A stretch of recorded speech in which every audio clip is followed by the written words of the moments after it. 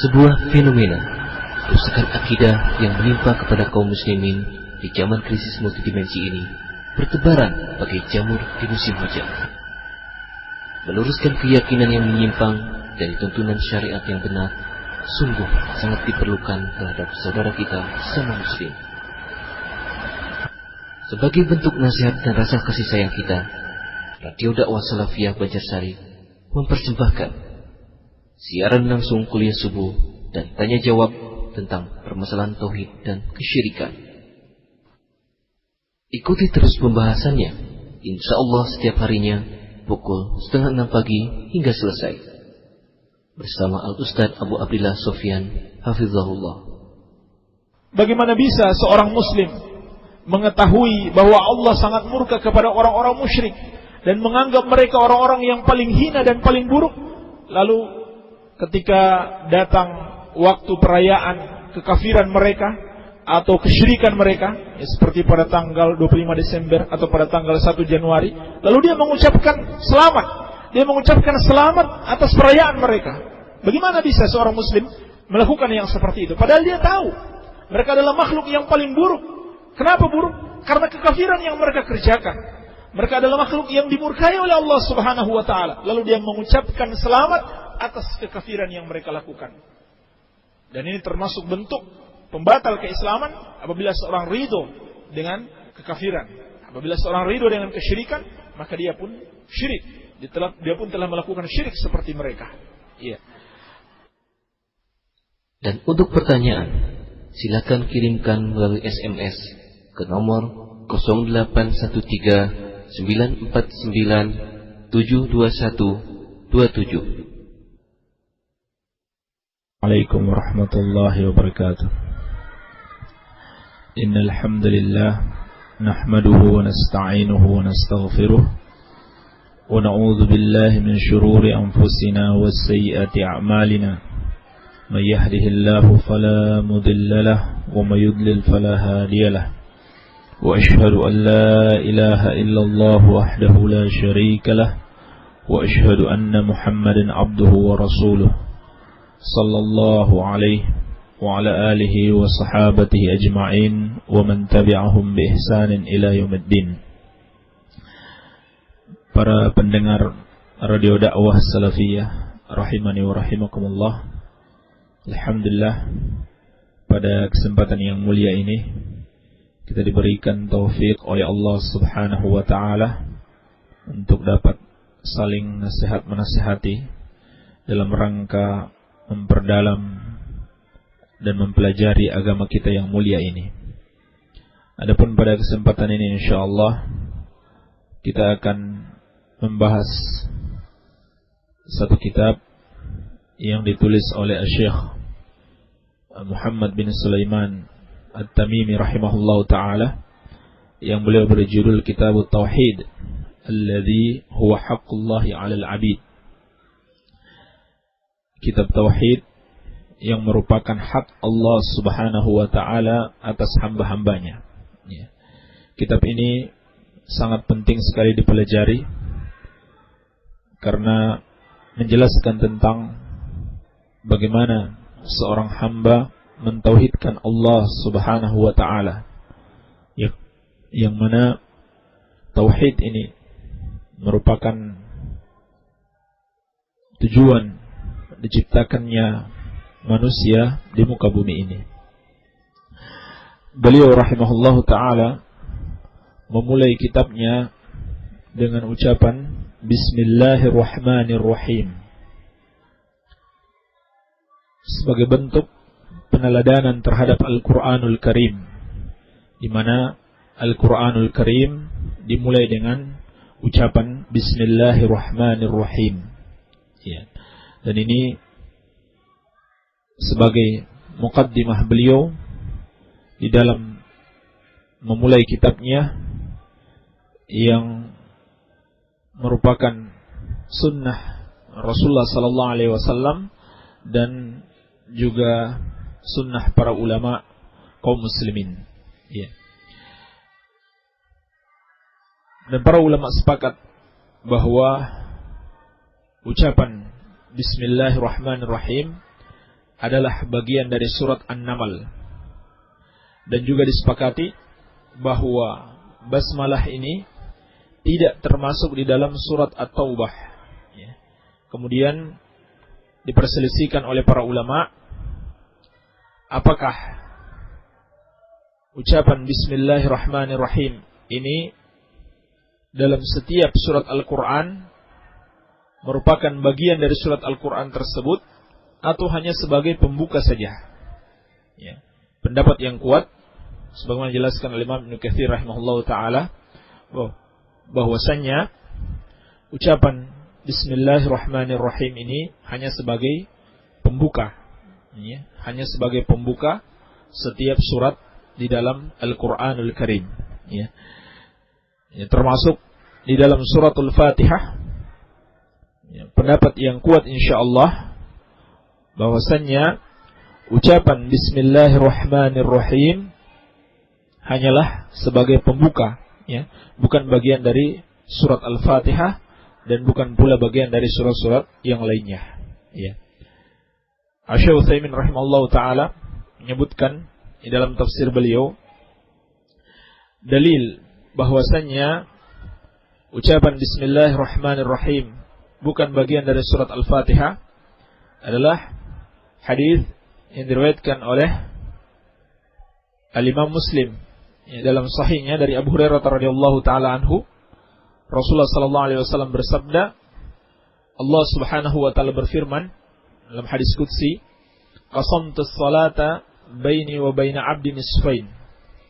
Aku membagi salat. Salat di sini maksudnya surat Al-Fatihah, antara aku dengan hambaku itu dua bagian. Idza qala alhamdulillahirabbil alamin, apabila hamba membaca alhamdulillahirabbil alamin, qala Allah taala, maka Allah mengatakan hamidani abdi, hambaku memujiku. Dan seterusnya. Ini hadis menunjukkan bahwasannya surat Al-Fatihah itu dimulai dengan ucapan alhamdulillahi rabbil alamin. Kemudian dalam sunnah Rasulullah sallallahu alaihi wasallam juga disebutkan, termasuk petunjuk beliau sallallahu alaihi wasallam ketika menulis surat-surat beliau atau perjanjian beliau dengan orang-orang kafir, itu dimulai dengan ucapan Bismillahirrahmanirrahim, seperti diriwayatkan oleh Al-Imam Al-Bukhari dan Imam Muslim bahwasannya Rasulullah sallallahu alaihi wasallam menulis surat kepada Herakl, penguasa Romawi waktu itu, dimulai dengan ucapan Bismillahirrahmanirrahim min Muhammad ibn Abdullah wa rasulih ila Herakl azimir Rum. Dimulai dengan ucapan Bismillahirrahmanirrahim dari Muhammad, hamba Allah dan Rasulnya, kepada Herakl, penguasa Rum. Juga dalam hadis yang diriwayatkan Imam Muslim dalam perjanjian Hudaybiyah, Nabi sallallahu alaihi wasallam memerintahkan Ali bin Abi Thalib radhiyallahu anhu sebagai penulis, perjanjian tersebut. Kata beliau, "Uktubish syarta bainana bismillahirrahmanirrahim." Tulislah syarat-syarat atau perjanjian antara kami dengan bismillahirrahmanirrahim dan seterusnya. Oleh karena itu kita melihat kitab-kitab para ulama seperti Sahih Bukhari, Sahih Muslim dan kitab-kitab yang lainnya, termasuk kitab yang akan kita kaji pada kesempatan hari ini, mereka mulai dengan ucapan Bismillahirrahmanirrahim. Dan di sini ada satu hadis yang sering disebutkan oleh sebagian ulama yang menunjukkan tentang keharusan dan keutamaan memulai satu perkara besar atau perkara penting dengan ucapan bismillah yang berbunyi, kullu amri dzibalin la yubda fihi bi bismillahirrahmanirrahim fahuwa abtar. Bahwasannya setiap perkara penting yang tidak dimulai dengan bismillahirrahmanirrahim, maka perkara itu terputus, ya, yakni terputus dari berkah dan rahmat Allah Subhanahu wa taala. Iya. Namun hadis ini dhaif sebagaimana dijelaskan panjang lebar oleh Asy-Syaikh Al-Albani rahimahullahu taala dalam Irwaul Ghalil, ya, dalam kitab beliau Irwa Al-Ghalil. Ya, hadis ini dhaif. Baik. Adapun makna basmalah, ucapan bismi adalah al-jar wal majrur, yakni huruf jar dan isim majrur yang berhubungan dengan sesuatu yang dihapus, ya, di mana telah menjadi kebiasaan di dalam bahasa Arab, ya, terkadang ada yang dihapus karena telah dipahami maknanya, ya. Dan di sini yang dihapus adalah fi'lun muakhkhar munasibun lil maqam, ya. Sebuah fi'il yang diakhirkan yang sesuai dengan apa yang diinginkan pada kesempatan tersebut. Ya. Jadi misalkan kalau kita mau makan, kita ucapkan bismillah, kita tentu tidak perlu mengucapkan bismillah saya mau makan, ya. Tapi ucapan saya mau makan itu sudah tidak diucapkan, ya, atau dihapus, dan maksudnya adalah ingin makan, ya, dengan ucapan bismillah saya mau makan, ya. Atau saya mau berjalan, atau saya mau keluar rumah, ya, dan seterusnya. Maka beliau memulai ucapan bismillah di sini tentunya ingin menuliskan, ya, atau menyusun sebuah kitab, ya. Bismillahi aktub au usannif, ya. Dengan nama Allah aku menulis atau aku menyusun sebuah kitab. Iya. Dan di sini ucapan bismillah didahulukan, ya, untuk tabarruk atau mencari keberkahan dengan nama Allah Subhanahu wa taala, dan ini termasuk tabarruk yang disyariatkan, ya, mencari keberkahan yang disyariatkan yaitu dengan nama Allah Subhanahu wa taala dan sifat-sifatnya, ya. Demikian pula didahulukannya ucapan bismillah, ya, sebelum ucapan aku memulai satu pekerjaan, itu di dalam bahasa Arab bermakna pembatasan atau ifadatul hasar, ya. Seperti ketika kita mengucapkan iyyaka na'budu wa iyyaka nasta'in, ya. Itu asalnya na'budu iyyaka wa nasta'inu bika, iya, atau nasta'inu iyyaka, ya. Tetapi didahulukan iyyaka na'budu, hanya kepadamu kami beribadah, wa iyyaka nasta'in, dan hanya kepadamu kami mohon pertolongan. Itu maknanya sebagai pembatasan, bahwasannya kita benar-benar hanya beribadah kepada Allah dan hanya meminta tolong kepada Allah Subhanahu wa taala, ya. Demikian pula ketika memulai sebuah kitab dengan ucapan bismillahi aktub au usannif, maka benar-benar kita hanya meminta pertolongan kepada Allah Subhanahu wa taala, ya, di dalam melakukan perbuatan tersebut, ya. Adapun makna Allah, dia adalah nama bagi Allah Subhanahu wa taala yang tidak boleh dinamakan kepada selain Allah Subhanahu wa taala. Dan nama Allah merupakan asal dari semua nama-nama Allah Subhanahu wa taala yang jumlahnya sangat banyak, ya. Dan maknanya adalah al-ma'luh, ayil ma'bud hubban wa ta'ziman, ya. Allah itu maknanya adalah al-ma'luh, zat yang disembah disertai dengan cinta dan pengagungan. Ini makna dari lafaz Allah Subhanahu wa taala, ya. Allah itu artinya zat yang disembah dengan penuh kecintaan dan pengagungan. Iya. Nanti insyaallah akan datang penjelasan pada bab-bab yang akan datang tentang makna cinta dan pengagungan kepada Allah Subhanahu wa taala. Iya. Adapun makna Ar-Rahman, adalah dzur rahmatil wasi'ah, ya, pemilik rahmat yang maha luas. Ini makna Ar-Rahman, yaitu zat yang memiliki sifat rahmat, sifat kasih sayang yang teramat luas. Iya. Dan nama Ar-Rahman adalah nama yang juga khusus bagi Allah, ya, sebagaimana nama Allah yang tidak boleh dinamakan kepada selain Allah Subhanahu wa ta'ala. Sedangkan Ar-Rahim maknanya adalah dzur rahmatil wasilah, pemilik rahmat yang senantiasa mencurahkan rahmatnya kepada hamba-hambanya. Iya.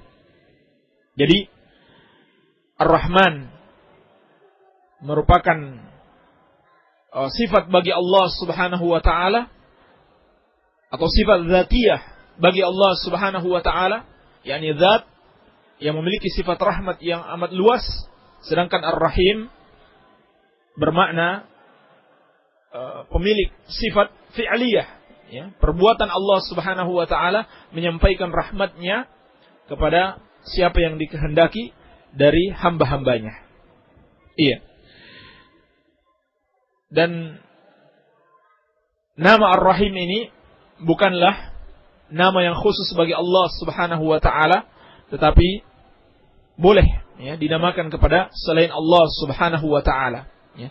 Sebagaimana Allah Subhanahu wa ta'ala telah mensifatkan Rasulullah sallallahu alaihi wasallam dalam Al-Qur'an, beliau adalah Raufur Rahim, ya, orang yang lembut dan penyayang kepada orang-orang yang beriman. Ini menunjukkan bahwa Ar-Rahim bukan nama yang khusus bagi Allah Subhanahu wa ta'ala. Iya. Maka dua nama ini, Ar-Rahman dan Ar-Rahim, menunjukkan adanya sifat rahmat bagi Allah Subhanahu wa ta'ala, ya. Sifat rahmat yang sangat luas dan senantiasa Allah Subhanahu wa ta'ala mencurahkan rahmatnya kepada hamba-hambanya. Bahkan disebutkan dalam hadis yang diriwayatkan Al-Imam Al-Bukhari dan Muslim dari sahabat yang mulia Abu Hurairah radhiyallahu anhu, Nabi sallallahu alaihi wasallam bersabda, "Ja'alallahu rahmata mi'ata juz'in." Ya. Allah Subhanahu wa ta'ala menciptakan rahmat itu sebanyak 100 bagian. Fa'amsaka indahu tis'atan wa tis'ina. Dan dari 100 bagian tersebut Allah Subhanahu wa ta'ala menahan sebanyak 99 bagian. Wa anzala fil ardi juz'an wahidan. Dan yang Allah turunkan ke dunia ini hanya satu bagian. Famin dzalikal juz'i tatarahamul khalaiq hatta tarfa'ad dabbatu hafiraha an waladiha khasyata an tusibahu. Ya. Dari satu bagian rahmat ini, kata Rasulullah sallallahu alaihi wasallam, dengannya seluruh makhluk itu berkasih sayang. Ya. Dibagi-bagi kepada seluruh makhluk sifat rahmat tersebut. Ya. Sampai-sampai seekor hewan itu mengangkat kakinya karena khawatir akan tertimpa kepada anaknya yang masih kecil. Iya. Ini menunjukkan luasnya rahmat Allah Subhanahu wa ta'ala. Ya. Kalau satu bagian saja, ya, sudah sangat besar, ya, dibagi-bagi oleh seluruh makhluk, ya, yang ada di muka bumi ini, bagaimana lagi dengan 99 bagian yang Allah Subhanahu wa ta'ala persiapkan bagi orang-orang yang beriman di akhirat kelak. Iya. Juga disebutkan dalam hadis yang diriwayatkan Al-Imam Al-Bukhari dan Muslim dari sahabat yang mulia Abu Hurairah radhiyallahu taala anhu, Rasulullah sallallahu alaihi wasallam bersabda, "Lamma qadallahu al-khalaqa kataba fi kitabihi fa huwa 'indahu fawqa al-'arsy, inna rahmati ghalabat ghadabi." Ya. Ketika Allah Subhanahu wa ta'ala menciptakan makhluk, maka Allah menulis di dalam sebuah kitab yang ada di sisinya, di atas arsy, sesungguhnya rahmatku mengalahkan murkaku, ya, mengalahkan kemarahanku. Ya, ini menunjukkan luasnya rahmat Allah Subhanahu wa taala yang sangat layak Allah Subhanahu wa taala bersifat dan memiliki nama yang mulia, yaitu nama Ar-Rahman dan Ar-Rahim, yang menunjukkan bahwasanya Allah Subhanahu wa taala memiliki sifat rahmat yang amat luas. Iya. Jadi inilah muqaddimah ya, dari ucapan Bismillahirrahmanirrahim yang beliau tulis untuk memulai kitab beliau. Iya. Kemudian berkata al-muallif rahimahullahu taala, kitab tauhid. Kitab tauhid, kitab itu maknanya adalah maktub, ya, sesuatu yang dituliskan. Iya. Atau makna bahasanya adalah jama'ah, artinya mengumpulkan. Ya. Yakni yang dimaksud di sini adalah kumpulan tulisan-tulisan di dalam sebuah buku. Iya. Adapun yang dimaksud dengan tauhid, tauhid itu secara bahasa berasal dari wahada syai' idza ja'alahu wahidan. Ya. Maksudnya adalah menjadikan sesuatu itu satu. Wahada yuwahidu tauhidan.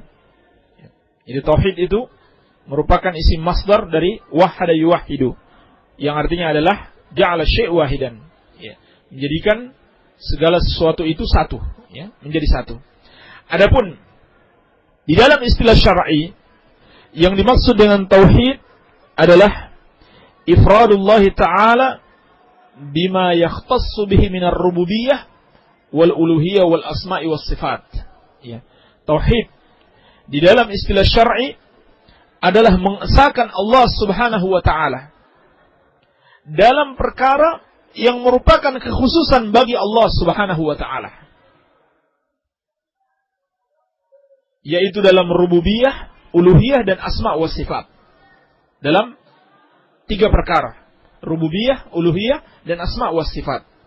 Ya, nanti akan datang penjelasannya insyaallah tentang makna rububiyah, uluhiyah dan asma wa sifat. Ya. Jadi tauhid adalah mengesahkan Allah Subhanahu wa taala di dalam perkara yang merupakan kekhususan bagi Allah Subhanahu wa taala. Tidak boleh Allah Subhanahu wa taala dipersekutukan dalam hal-hal yang merupakan kekhususan baginya. Ini penting sekali untuk diingat definisi ini, karena itu bermakna kalau seseorang tidak mengesahkan Allah atau menyekutukan Allah di dalam perkara yang merupakan kekhususan bagi Allah, maka itu berarti dia telah melakukan perbuatan syirik kepada Allah Subhanahu wa ta'ala. Iya. Dan hal-hal yang merupakan kekhususan bagi Allah itu ada 3. Rububiyah, uluhiyah, dan asma' wa sifat. Maka para ulama kita membagi tauhid itu menjadi 3 bentuk. Ya. Yang pertama tauhidur rububiyah, yang kedua tauhidul uluhiyah, dan yang ketiga tauhidul asma' was sifat. Iya. Dan ketiga bentuk tauhid ini terkumpul di dalam satu ayat, disebutkan di dalam surat Maryam ayat ke-65. Allah Subhanahu wa taala berfirman, Rabbus samawati wal ardi wa ma bainahuma fa'budhu wastabir li'ibadatihi hal ta'lamu lahu samiyah. Kata Allah Subhanahu wa taala, Rabbus samawati wal ardi wa ma bainahuma. Allah adalah Rabb langit dan bumi. Ya. Allah adalah Rabb langit dan bumi dan apa-apa yang ada di antara keduanya. Ini tauhidur rububiyah. Fa'budhu wastabir li'ibadatihi. Maka beribadahlah kepadanya dan bersabarlah di dalam beribadah kepadanya. Ini tauhid al-uluhiyah. Hal ta'lamu lahu samiyah. Ya, tidak ada yang sama dengan atau yang menyerupai Allah Subhanahu wa taala. Ini tauhidul asma' was sifat. Iya. Adapun rinciannya, yang dimaksud dengan tauhidur rububiyah adalah ifradullah ta'ala bil khalqi wal mulki wat tadbir. Tauhid rububiyah itu adalah mengesahkan Allah Subhanahu wa taala di dalam masalah penciptaan, penguasaan dan pengaturan. Yakni kita meyakini bahwasannya yang menciptakan makhluk hanyalah Allah Subhanahu wa taala, dan selain Allah adalah makhluk. Dan menciptakan seluruh makhluk tersebut hanya Allah Subhanahu wa taala. Tidak ada yang membantu Allah, tidak ada yang bersama Allah, tidak ada yang bersekutu dengan Allah Subhanahu wa taala di dalam menciptakan makhluknya. Ala lahul khalqu wal amru. Ketahuilah, hanya Allah Subhanahu wa taala yang mencipta dan memerintah. Ya.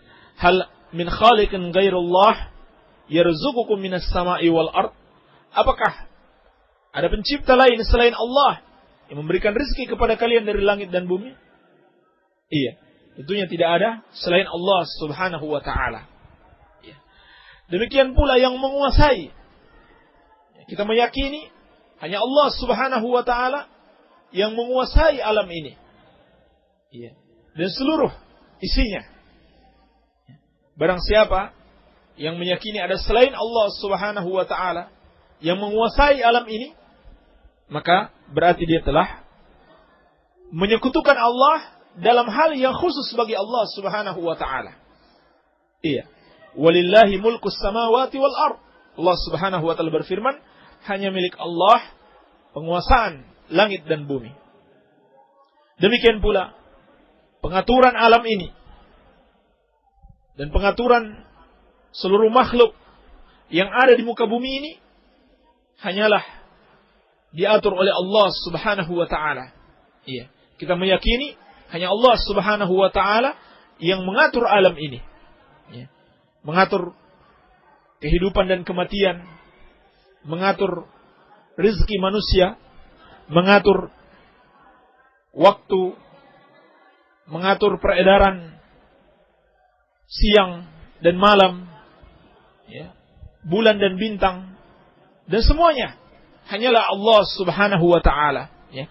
Barang siapa yang meyakini ada selain Allah Subhanahu wa taala yang mengatur urusan-urusan di muka bumi ini, maka berarti dia telah menyekutukan Allah Subhanahu wa taala. Ya. Ini makna tauhidur rububiyah. Adapun yang dimaksud dengan tauhidul uluhiyah adalah mengesahkan Allah Subhanahu wa taala di dalam ibadah, yaitu kita meyakini bahwasannya hanya Allah Subhanahu wa taala satu-satunya zat yang berhak untuk disembah. Inilah perbedaan kaum muslimin, perbedaan risalah yang dibawa oleh Rasulullah sallallahu alaihi wasallam dengan tauhidnya orang-orang musyrik di zaman jahiliyah dahulu. Karena hakikatnya orang-orang musyrik di zaman jahiliyah dahulu juga meyakini Allah sebagai pencipta. Allah yang memberikan rezeki kepada mereka. Ya, sebagaimana firman Allah, "Wala in sa'altahum man khalaqahum la yaqulunna Allah." Apabila engkau tanyakan, siapa yang menciptakan kami? Siapa yang menciptakan mereka? Mereka akan menjawab, yang menciptakan kami adalah Allah Subhanahu wa taala. Ini keyakinan orang-orang musyrik dahulu. Tetapi keyakinan tersebut tidak cukup untuk memasukkan mereka ke dalam Islam. Ya. Kenapa? Karena mereka mempersembahkan ibadah kepada selain Allah Subhanahu wa taala. Ya. Mereka berdoa kepada berhala, mereka mengharapkan keberkahan kepada pohon-pohon, ya, dan berbagai macam bentuk ibadah mereka persembahkan kepada selain Allah Subhanahu wa taala. Iya. Dan inilah makna kalimat la ilaha illallah yang kita ucapkan, ya. Kalimat la ilaha illallah itu terdapat dua rukun, ya.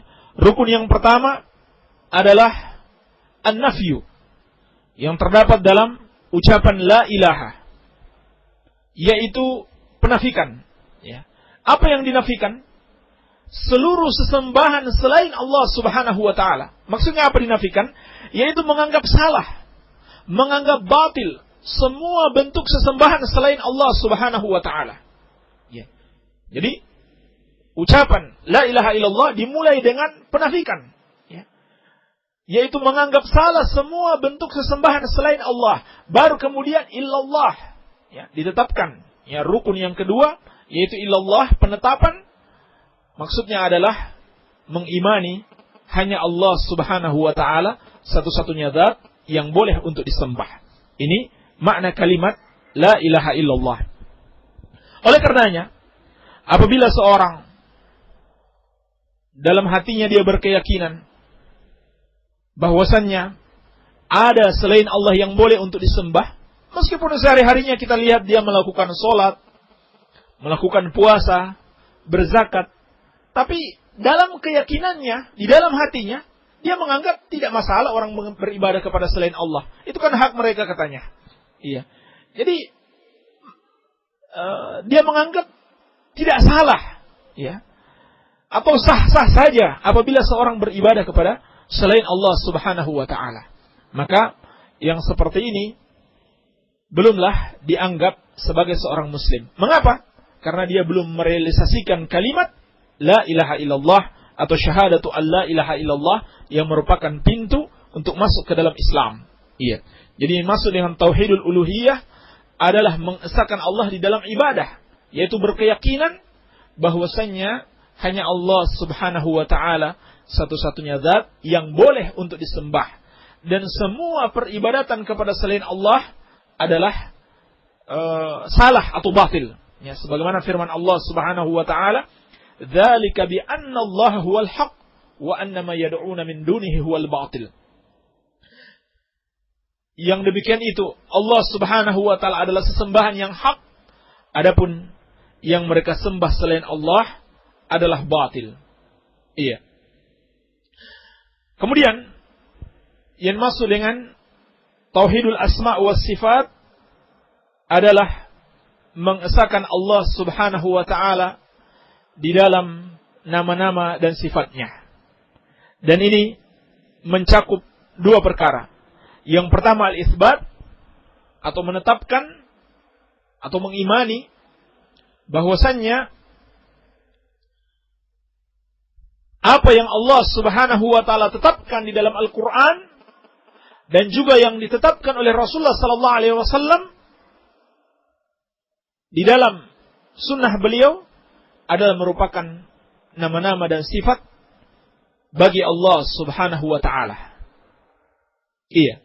Tidak boleh kita ingkari, ya, bahwasanya nama-nama yang telah ditetapkan Allah dalam Al-Quran dan juga sunnah Rasulullah sallallahu alaihi wasallam, kita harus imani bahwa itu adalah nama dan sifat bagi Allah Subhanahu wa taala. Dan tidak boleh kita datangkan satu nama atau satu sifat bagi Allah yang tidak berdasarkan Al-Quran dan sunnah Rasulullah sallallahu alaihi wasallam. Ini perkara yang pertama yang berhubungan dengan tauhidul asma wa sifat. Yang kedua, menafikan adanya penyerupaan bagi Allah Subhanahu wa taala. Iya. Jadi kita meyakini nama-nama Allah Subhanahu wa taala seperti Ar-Rahman, Ar-Rahim, yang Maha Penyayang, Al-Alim, yang Maha Berilmu, kemudian As-Sami'ul Basir, yang Maha mendengarkan dan Maha melihat. Iya.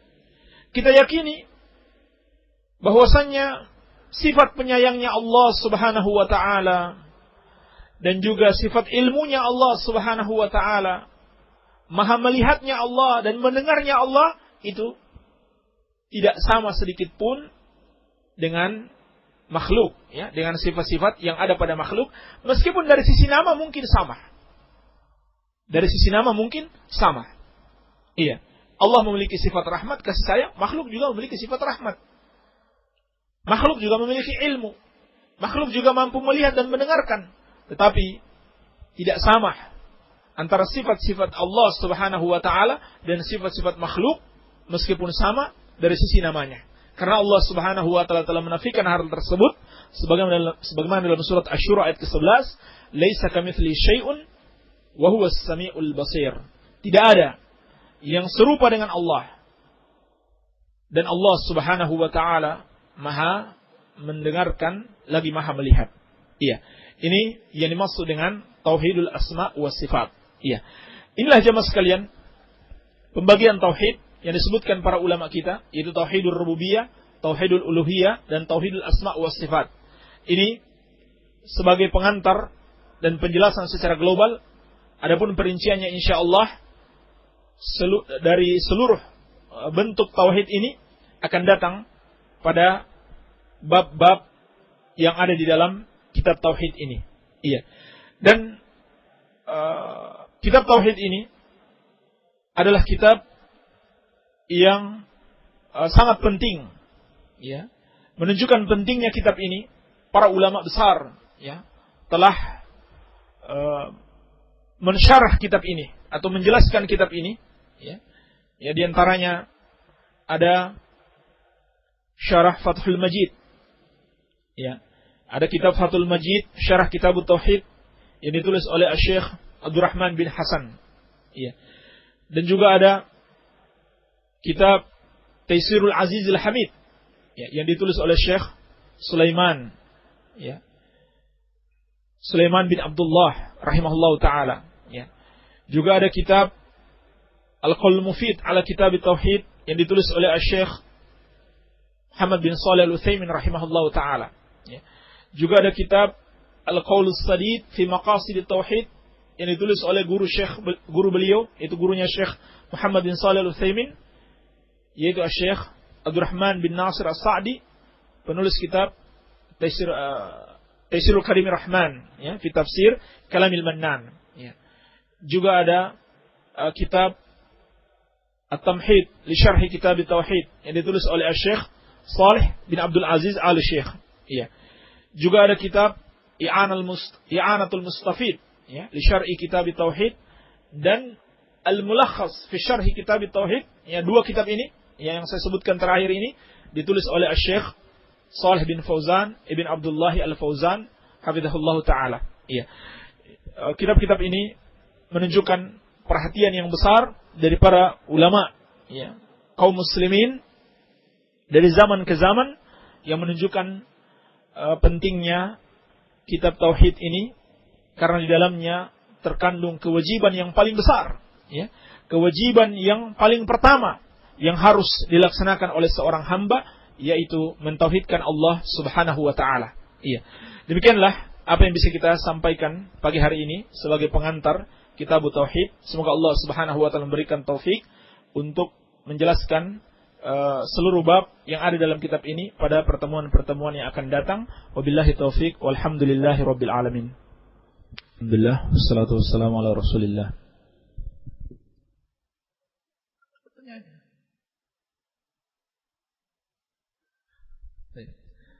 Ada beberapa pertanyaan yang masuk via SMS.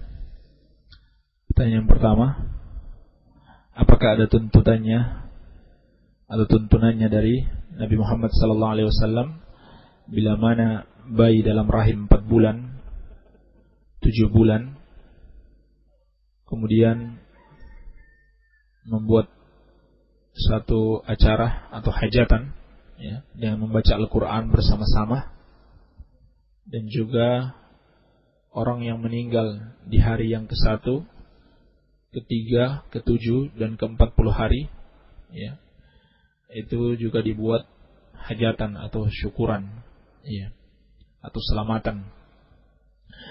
Maka kami katakan hal ini tidak ada tuntunannya dari Rasulullah sallallahu alaihi wasallam, ya. Tidak ada satu dalil pun yang menjelaskan tentang syukuran atau hajatan dengan membaca Al-Quran secara bersama-sama ketika bayi berumur 4 bulan di dalam rahim, 7 bulan dan seterusnya. Demikian pula ketika meninggal seorang dari keluarga kita pada hari ke-1, ke-3, ke-7, 40 dan seterusnya. Itu tidak ada contohnya dari Rasulullah sallallahu alaihi wasallam, ya. Bahkan disebutkan dalam hadis yang sahih, kata sahabat yang mulia Jarir bin Abdullah radhiyallahu taala anhu, "Kunna na'uddu al-ijtima' inda ahli al-mayyit wa sun'ahum lit-ta'ami ba'da dafnihi minan nihayah atau minan nihayah. Kata beliau radhiyallahu taala anhu bahwasanya kami menganggap yakni sahabat Rasulullah sallallahu alaihi wasallam berkumpul di rumah orang yang telah meninggal dunia itu setelah dia dikuburkan, ya, dan membuat makanan dan makan-makan di situ, itu termasuk bentuk niyah, ya, yaitu meratapi mayit, ya, termasuk bentuk meratapi mayit, ya. Jadi hal itu terlarang berdasarkan dalil yang sharih dan juga karena tidak ada dalil yang dicontohkan oleh Rasulullah sallallahu alaihi wasallam. Ya, sedangkan beliau bersabda, "Man 'amila 'amalan laisa 'alaihi amruna fa huwa raddun." Ya, barang siapa yang mengerjakan satu amalan yang tidak kami contohkan, maka amalan itu tertolak. Baik. Pertanyaan berikutnya, bermakmum dalam salat tarawih yang imamnya 23 rakaat, kita 11 rakaat dan witir. Terus saya baru 8 rakaat pulang, witirnya di rumah. Ya, boleh enggak? Ya, hal ini menyelisihi sunnah Rasulullah sallallahu alaihi wasallam, ya, di mana beliau bersabda, "Innama ju'ilal imam liyutamma bihi." Ya. Ini termasuk keumuman hadis ini bahwasannya Rasulullah SAW bersabda, imam itu dijadikan untuk diikuti. Ya, maka kalau imamnya salat 23 rakaat, kita pun salat sebanyak 23 rakaat. Iya. Dan juga disebutkan dalam hadis yang sahih bahwasannya apabila seorang mengikuti imamnya, ya, sampai selesai imam sholat, maka akan dituliskan baginya sholat sepanjang malam. Ya, akan dituliskan baginya sholat sepanjang malam. Ya, kalau seorang meninggalkan imamnya sebelum dia selesai, maka dia tidak akan meraih keutamaan ini. Wallahu a'lam. Kemudian pertanyaan berikutnya, saya mendengar bahwa menghina adalah dosa. Ya. Tapi bagaimana dengan kehidupan pelawak? Ya, di mana mereka saling menghina satu sama lainnya. Apakah itu termasuk dosa? Ya. Dan bagaimana hukumnya dengan pekerjaan melawak ini? Ya, ya jelas ini sudah termasuk perbuatan dosa. Nabi sallallahu alaihi wasallam bersabda, "Kafa bil mar'i syarran ayyahkira akhahul muslim." Ya, cukuplah seorang itu dianggap buruk kalau dia meremehkan atau menganggap hina saudaranya sesama muslim, ya, apalagi kalau dia menghinanya. Ya. Ini jelas termasuk perbuatan yang menyelisihi Al-Quran dan Sunnah Rasulullah Sallallahu Alaihi Wasallam. Ya. Dan banyak sekali kita dapati orang yang melawak itu kebanyakan berdusta, ya, atau menceritakan kisah-kisah dusta agar orang lain tertawa. Ya, padahal Nabi Sallallahu Alaihi Wasallam bersabda, "Wailun liman yakdzib liyudhhika bihil qaum." Ya, celakalah bagi orang yang berdusta untuk membuat orang-orang tertawa. Ya. Dan Nabi Sallallahu Alaihi Wasallam juga bercanda, tapi beliau bercanda tidak dusta. Ya. Bercanda atau membuat orang tertawa, ya, terkadang tidak apa-apa, tidak ada masalah, sepanjang itu bukan dusta. Ya, sepanjang itu bukan dusta. Baik. Pertanyaan berikutnya, apabila seorang laki-laki menyelesaikan hasratnya dengan cara onani atau mengeluarkan mani secara sendiri, itu hukumnya bagaimana? Ya. Ini hukumnya haram, ya, sebagaimana telah dijelaskan para ulama kita, sebab dia mengeluarkan mani bukan dengan cara yang dibolehkan oleh Allah Subhanahu wa taala. Ya. Kemudian pertanyaan berikutnya, apakah umat Islam penganut Ahlus Sunnah wal Jamaah boleh masuk masjid penganut lain hanya untuk melaksanakan ibadah, mengerjakan sholat, sedangkan masjid itu hanya diperuntukkan buat penganut Islam tertentu? Iya. Para pendengar radio dakwah salafiyah yang dirahmati Allah Subhanahu wa taala, sesungguhnya masjid itu didirikan untuk seluruh kaum muslimin, ya. Masjid itu didirikan untuk seluruh kaum muslimin. Dan tentunya masjid itu harus dikelola atau diamalkan di dalamnya hal-hal yang sesuai dengan petunjuk Al-Quran dan sunnah Rasulullah sallallahu alaihi wa ala alihi wasallam. Iya. Tidak boleh sebuah masjid itu hanya diperuntukkan untuk golongan tertentu saja. Iya. Ya, sebab itu rumah Allah Subhanahu wa taala, ya, bukan lagi rumah segolongan orang tertentu. Iya. Dan tidak boleh di dalamnya dilakukan amalan-amalan yang menyelisihi sunnah Rasulullah sallallahu alaihi wa alihi wasallam. Ya, demikian wallahu alam. Kemudian pertanyaan berikutnya, surat Al-Fatihah terdiri dari 7 ayat. Orang suka menambahkan dengan lafaz Rabbil firli wali walidayya amin. Iya. Apakah lafaz Rabbil firli merupakan sambungan dari lafaz amin atau bagaimana? Ya. Ya, bukan merupakan sambungan dari lafaz amin. Ini termasuk tambahan yang tidak berdasarkan dalil dari Al-Quran dan Sunnah Rasulullah Sallallahu Alaihi Wasallam. Iya. Baik. Pertanyaan berikutnya, bagaimana kalau ada orang yang menganut agama lebih dari satu? Ya, yang menganut agama lebih dari satu, hukumnya bagaimana? Hukumnya menganut agama lebih dari satu adalah kekafiran kepada Allah Subhanahu wa taala. Seluruh ulama sepakat, ya, siapa yang menganut agama lebih dari satu atau dia menganggap ada agama yang benar selain agama Islam, maka dia kafir menurut kesepakatan seluruh ulama. Ya, Allah Subhanahu wa taala berfirman, "Innad dina 'indallahil Islam." Ya, sungguhnya agama yang diridai di sisi Allah hanyalah Islam.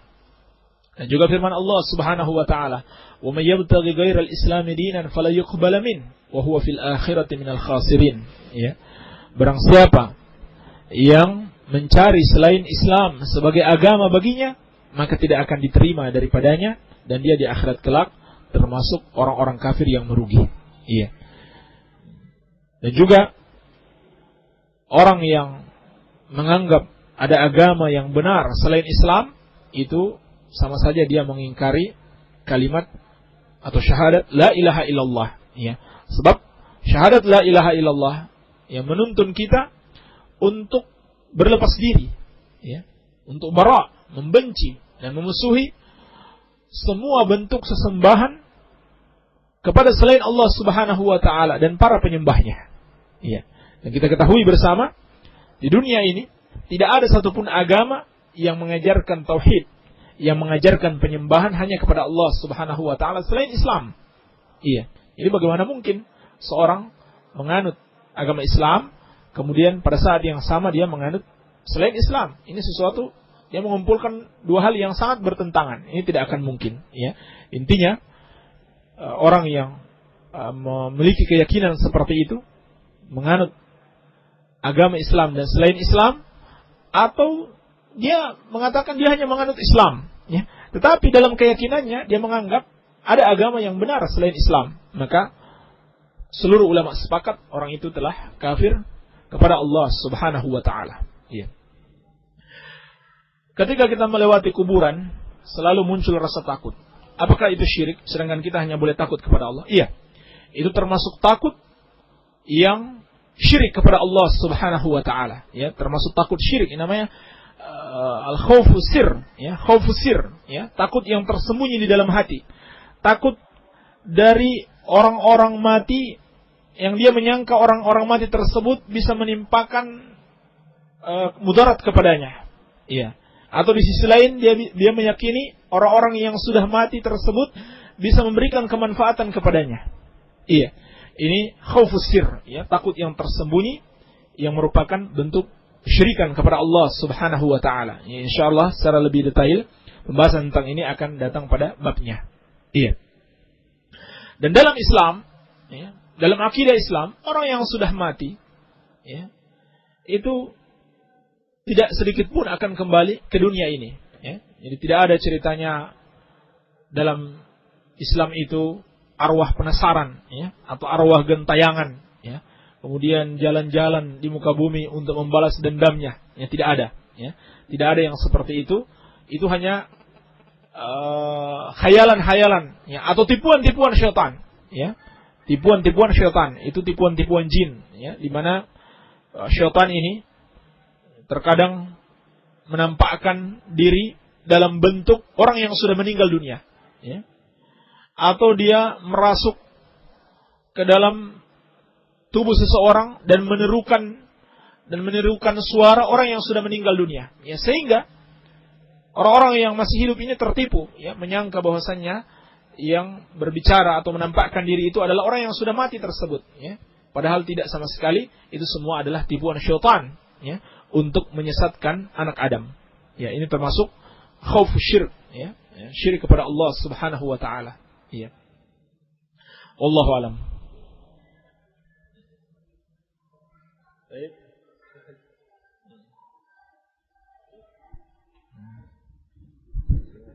Pertanyaan berikutnya. Saya adalah pendengar setia radio Salafiyah.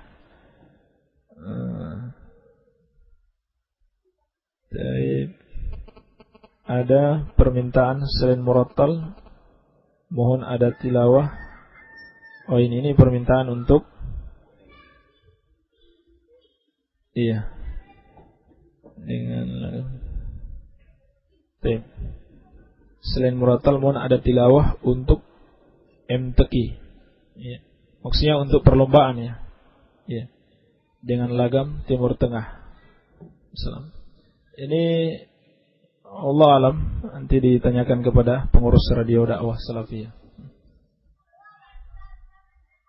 Orang yang batal puasa karena menyusui, membayarnya pakai qada, ya, dengan qada atau dengan fidyah. Membayarnya dengan qada, ya, membayarnya dengan qada, ya. Karena orang yang menyusui, orang yang hamil itu diserupakan dengan orang yang sakit, ya, yang masih bisa sembuh, ya. Orang yang sakit masih bisa sembuh. Setelah dia sembuh, dia mengqada puasanya, ya. Juga terdapat satu hadis yang sahih, Rasulullah sallallahu alaihi wasallam bersabda,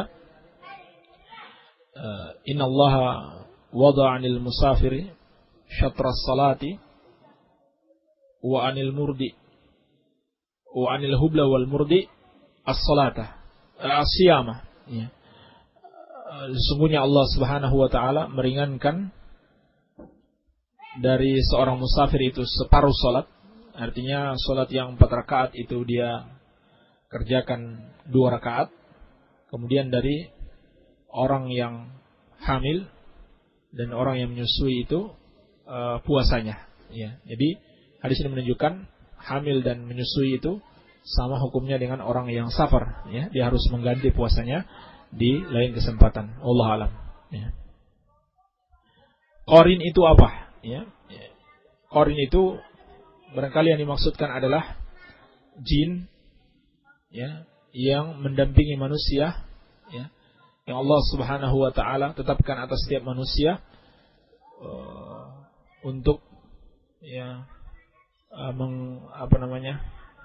apakah mengajaknya kepada kebaikan, ya, ataukah Allah Subhanahu wa taala menolongnya dari jin tersebut sehingga dia tidak bisa mengajak kepada keburukan, ya. Wallahu alam. Selesai. Baik. Kita cukupkan dulu. Semoga ada manfaatnya. Subhanaka Allahumma wa bihamdika asyhadu an la ilaha illa anta astaghfiruka wa atubu ilaik. Wa sallallahu ala nabiyyina Muhammadin wa alihi wasallam. Walhamdulillahirabbil alamin.